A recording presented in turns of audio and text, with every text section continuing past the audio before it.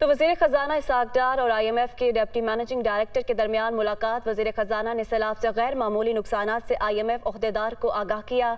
मईशत को मुस्तहकम, पायदार और बहाली के लिए हुकूमती इक़दामात के हवाले से ब्रीफिंग दी गई।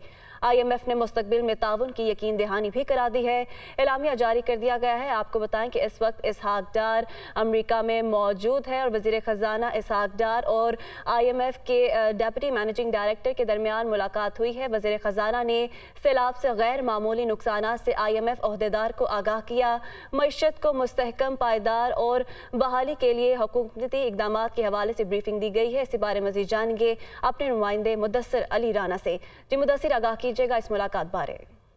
जी, वज़ीर ख़ज़ाना IMF की सालाना मीटिंग्स में इस शिरकत के लिए अमेरिका में मौजूद हैं और वहां पर वज़ीर ख़ज़ाना इसहाक़ डार ने IMF के डिप्टी मैनेजिंग डायरेक्टर से मुलाकात की है, जिसका वज़ारत ख़ज़ाना ने एलामिया जारी किया है। एलामिया में बताया गया है कि वज़ीर ख़ज़ाना ने सैलाब से होने वाले गैर मामूली नुकसानात से IMF ओहदेदार को आगाह किया है।